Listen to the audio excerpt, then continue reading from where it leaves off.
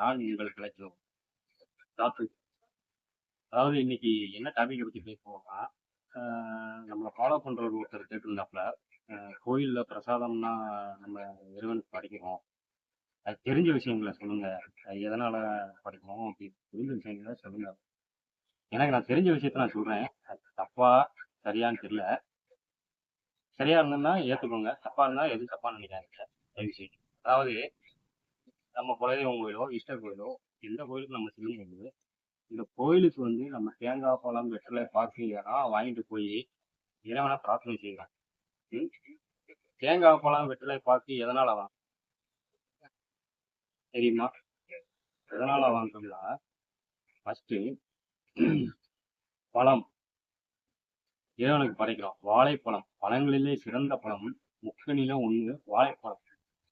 வாழைப்பழத்தை எதுக்கு இறைவனுக்கு படைக்கிறோம்? வாழைப்பழத்துலதான் விதையே இருக்கிறாரு. விதையில்லாத பழம் கீழே போட்டாலும் முளைக்காது பூமியில. விதையில்லாத பழம். இந்த விதையில்லாத பழத்தை எதுக்கு படைக்கணும்? இறைவா, எனக்கு மறுபிறவி வேண்டாம்.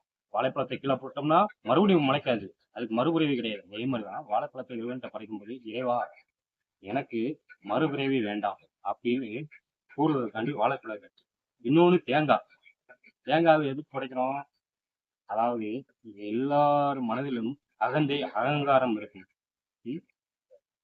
தேங்காவை நம்ம உடைக்கும் போதே நீர், அதாவது தேங்காய் தண்ணி வெளியே வரும். அதே மாதிரி தேங்காவை நம்ம அகந்தையை உடைத்து தெளிந்த தெளிந்த நீர் போல எண்ணங்கள் மாற வேண்டும் என்பதற்காண்டி இந்த தேங்காவை நம்ம இறைவனுக்கு படைக்கிறோம்.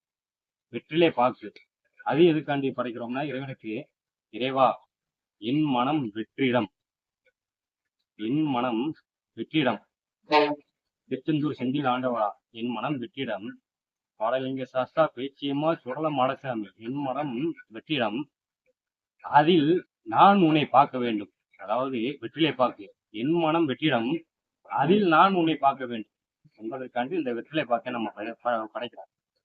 இதுல பஞ்சபூத தத்துவமும் இருக்கு. என்ன பஞ்சபூத தத்துவம்?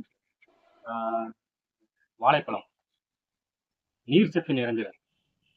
அதாவது பஞ்சபூதங்கள்லாம் என்னது? இளம் நீர், ஆகாயம், காற்று, நெருப்பு. வாழைப்பழம் நீர் சத்து நிறைந்தது. அதனால இது நீர் சம்பந்தமாக சொல்றாங்க.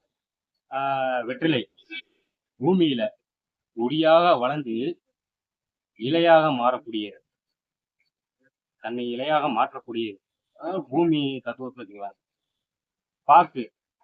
பாக்கு வந்து நம்ம காற்றுலதான் உலர வைக்கிறோம், நீண்ட நாள் கெட்டு போகாது. அதாவது காற்று தத்துவத்துல இது வருது. இதனோட வெற்றிலை பாக்கோடு சுண்ணாம்பு சேர்க்கிறோம். சுண்ணாம்பு என்பது காரத்தன்மை, வெப்பம். வெப்பம்ங்கிறது ஆற்றல். இது வந்து பஞ்சபூதத்துல ஒண்ணு சுண்ணாம்பு. வெற்றிலை பாக்கு வந்து சுண்ணாம்பு சேர்த்தாதான் நம்ம போட முடியும். இது வந்து பஞ்சபூத தத்துவத்துல அடிப்படையா இருந்தது. அதாவது தேங்காய், பழம் எல்லாம்.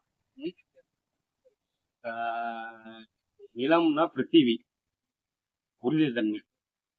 நீர்னா ஜலம், குளிர்ச்சி, இயக்கம். அடுத்து நெருப்புனா வெப்பம், ஒளி, ஆற்றல், நெருப்பு. காற்றுனா வாயு, இயக்கம், சுவாசம், தொடுதல் உணர்வு. ஆகாயம்னா விசம்பு, ஆகாசம், எல்லையற்ற ஒளி, வெற்றிடம். இந்த பஞ்சபூதங்கள்.